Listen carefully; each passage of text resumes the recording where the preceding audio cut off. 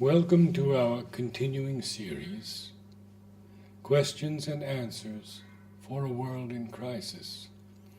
This will be the 50th subject in our series, and as always, we will be grateful to receive other topics for inclusion.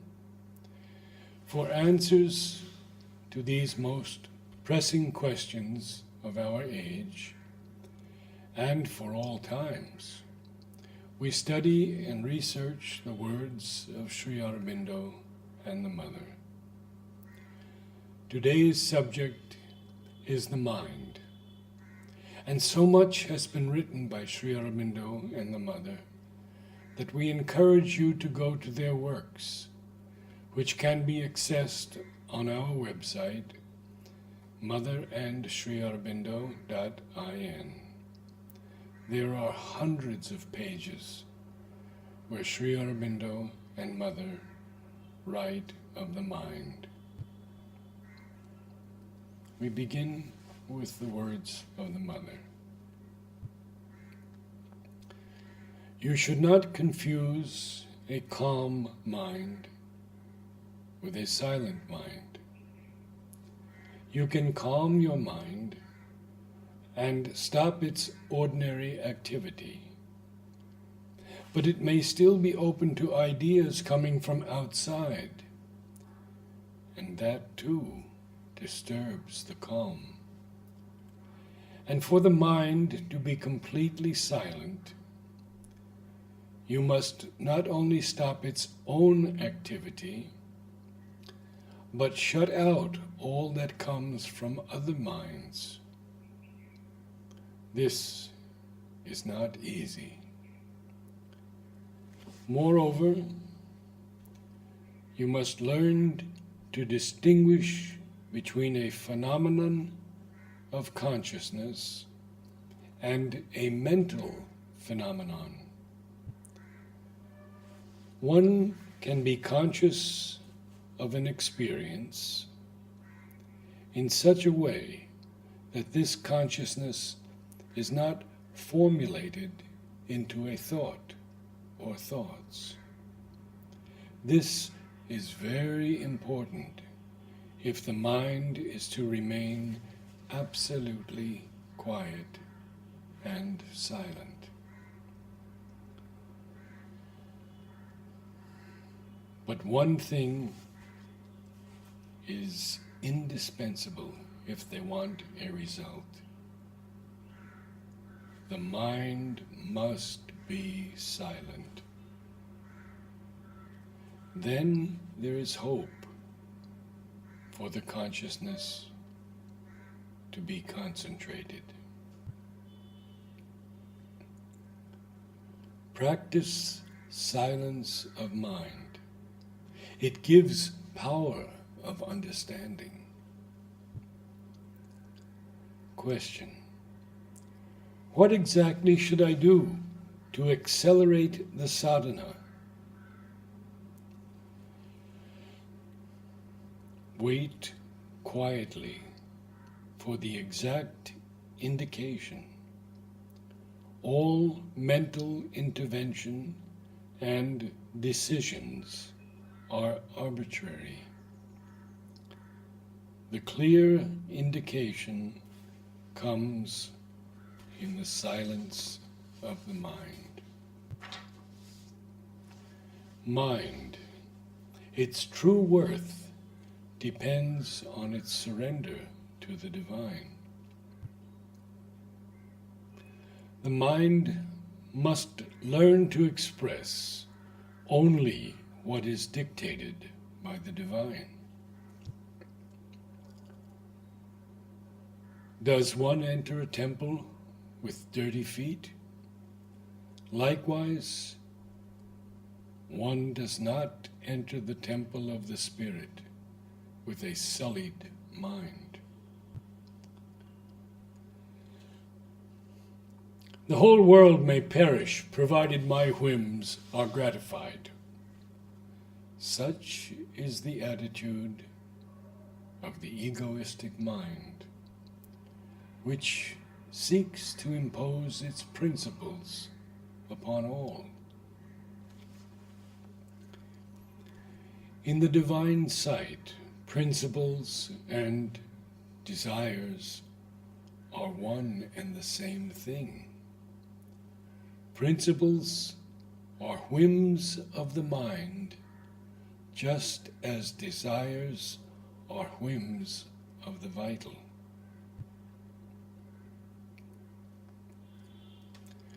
One of the chief functions of the physical mind is to doubt. If you listen to it, it will always find 1,000 reasons for doubting. But you must know that the physical mind is working in ignorance and full of falsehoods.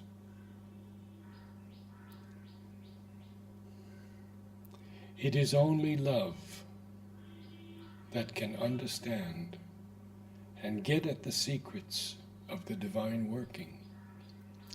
The mind, the physical mind especially, is incapable of seeing correctly, and yet it always wants to judge.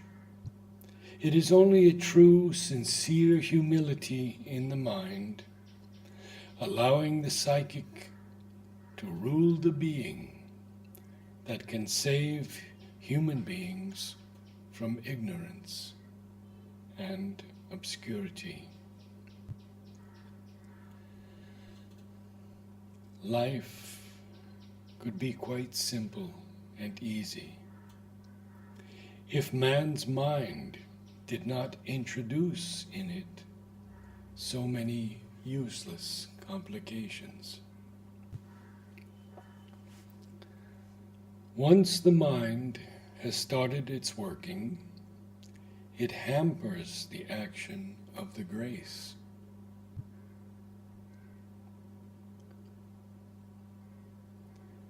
These 3 comments from the Mother are related to flowers, specifically the oleander. Quiet mind, the best way of learning. Perfect quietness in the mind, essential condition for true progress. Quietness established in the mind,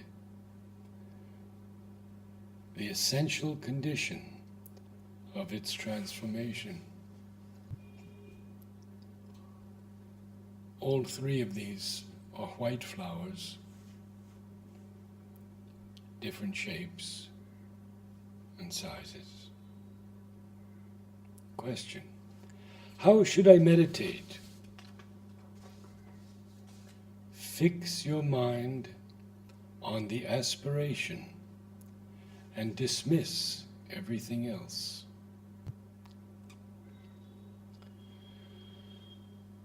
The mind has a power of deception in its own regard, which is incalculable.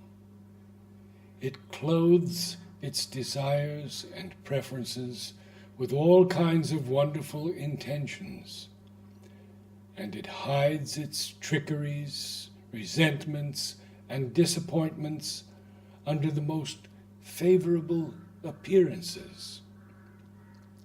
To overcome all that, you must have the fearlessness of a true warrior and an honesty, a straightforwardness, a sincerity that never fail.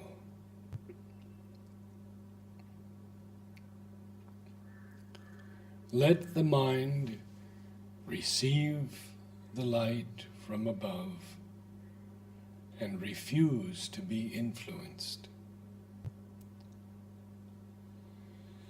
Mind is one movement, but there are many varieties of the movement, many strata that touch and even press into each other.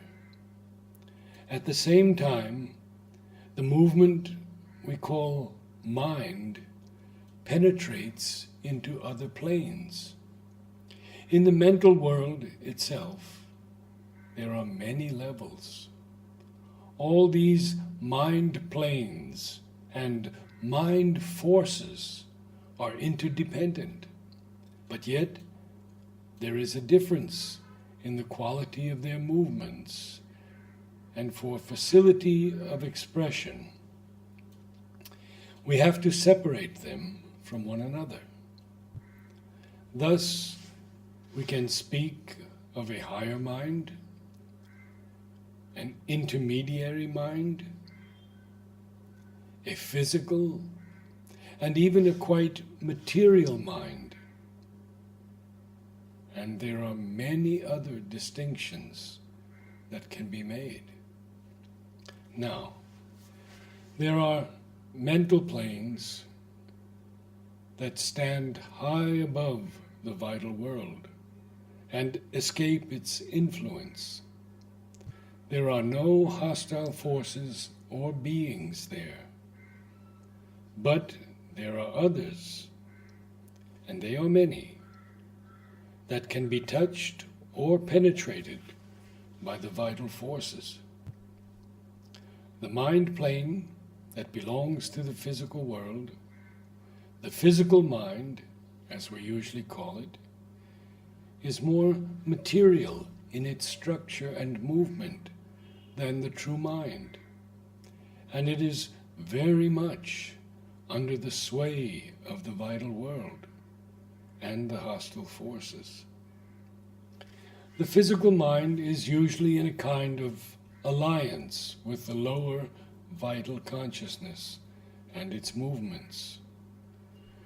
When the lower vital manifests certain desires and impulses, this more material mind comes to its aid and justifies and supports them with specious explanations and reasonings and excuses.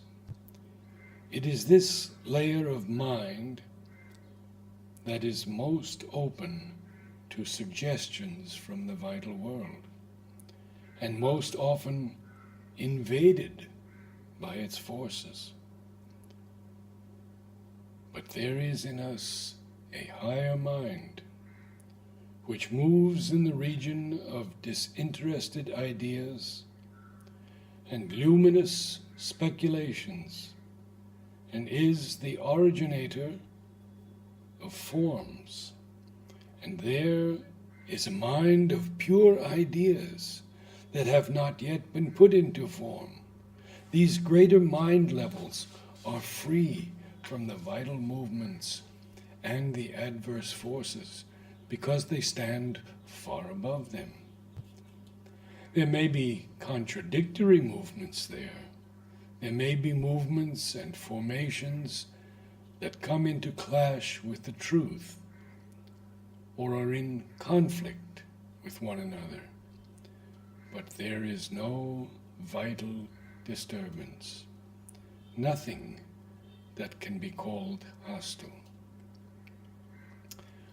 The true philosopher mind, the mind that is the thinker, discoverer, maker of forms, and the mind of pure ideas that are not yet put into form, are beyond this inferior invasion and influence. But this does not mean that their motions cannot be imitated or their creations misused by perverse or hostile beings of a greater make and higher origin than those of whom I have till now spoken. Sri Aurobindo.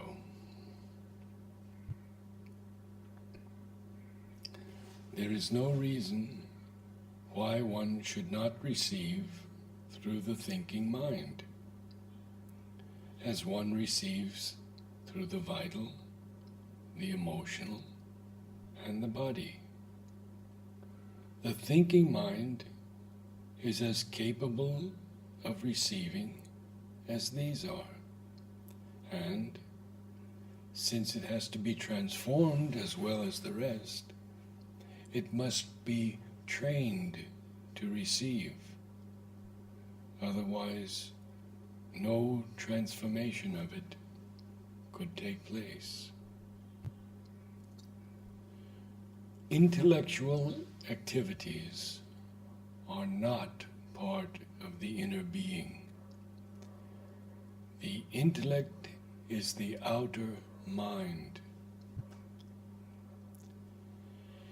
Intellect is part of mind and an instrument of half-truth, like the rest of the mind.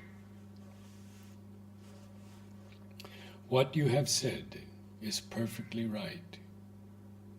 To see the truth does not depend on a big intellect or a small intellect.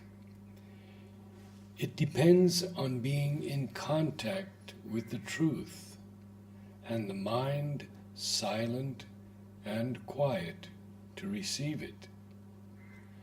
The biggest intellects can make errors of the worst kind and confuse truth and falsehood if they have not the contact with the truth or the direct experience. It is very usual for intuitive suggestions to come like that, and the mind to disregard them. It is because the mind is accustomed to follow its own process and cannot recognize or have confidence in the intuition when it comes. The mind has to learn to look at these things when they come and give them value if experience confirms their truth. The thinking mind has to learn how to be entirely silent. It is only then that true knowledge can come.